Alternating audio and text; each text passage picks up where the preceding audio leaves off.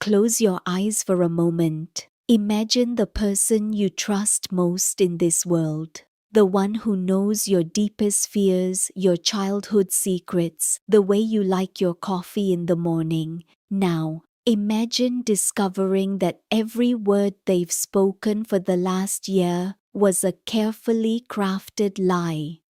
My name is Sarah. For 10 years, I believed I was living in a sanctuary of love. I thought my marriage to Mark was an anchor in a chaotic world. But trust is a fragile thing. It doesn't always break with a loud crash. Sometimes it erodes, slowly, quietly, like water dripping on a stone until one day the stone simply vanishes.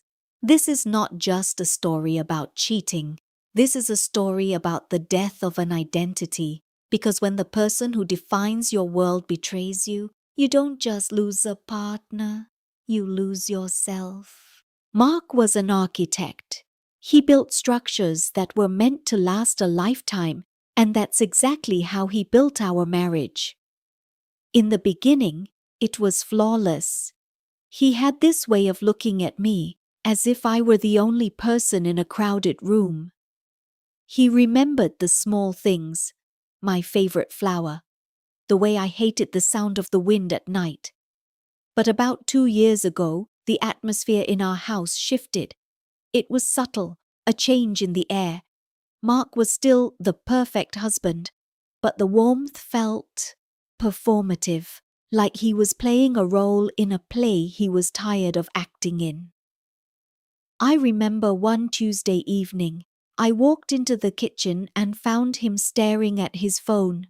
The moment he saw me, he didn't just lock the screen, he flinched. It was a split second, but it was there, a flicker of panic. "Who is it?" I asked, trying to keep my voice light. He didn't look up. "Just a client, Sarah, a difficult project in the city. I'm exhausted."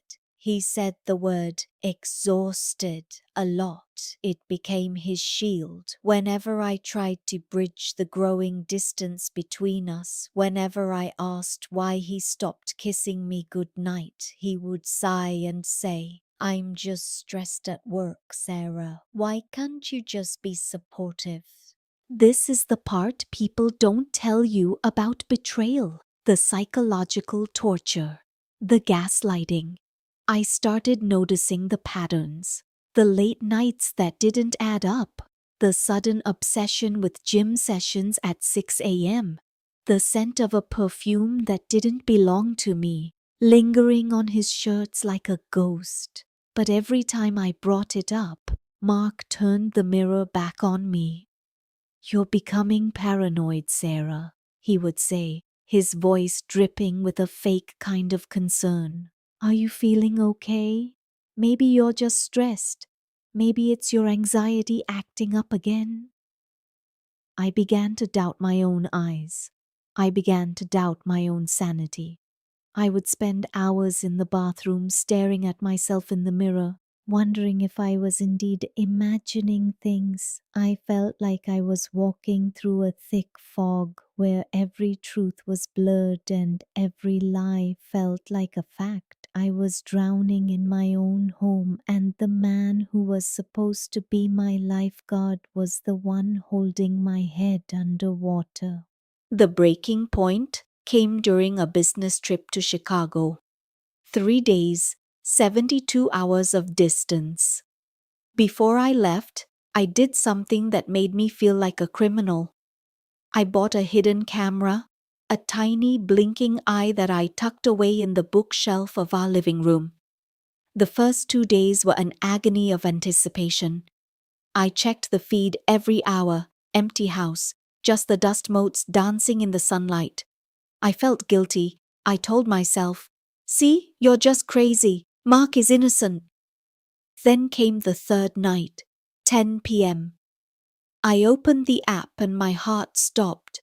Mark was there, but he wasn't alone.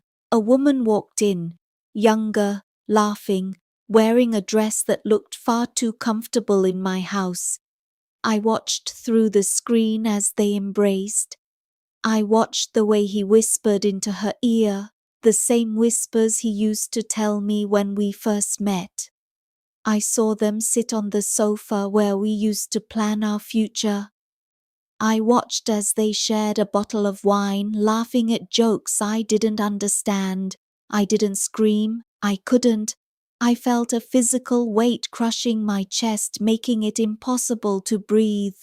I sat in that sterile hotel room, the blue light of the phone illuminating my face, watching the love of my life treat my home like a playground for his infidelity. In that moment, the fog cleared, the gaslighting stopped. The truth wasn't a blur anymore, it was a high-definition nightmare.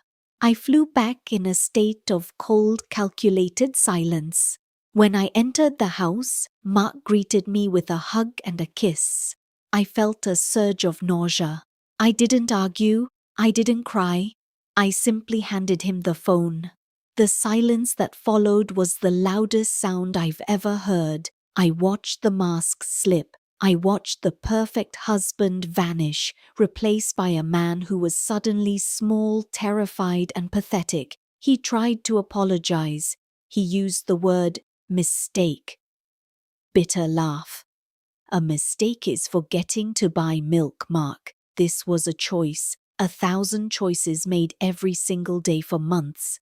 I walked out of that house with nothing but my suitcase and my dignity. Betrayal is a wound that leaves a scar you'll feel every time it rains. But as I look back, I realize that the camera didn't just catch a cheater. It caught me. It caught the moment I stopped being a victim and started being a survivor. To anyone listening to this, trust your gut. If the math doesn't add up, if the warmth feels fake, if you feel like you're losing your mind, you're probably not crazy. You're just seeing the truth that they're trying to hide. You are not alone, and you are stronger than the lie you were told.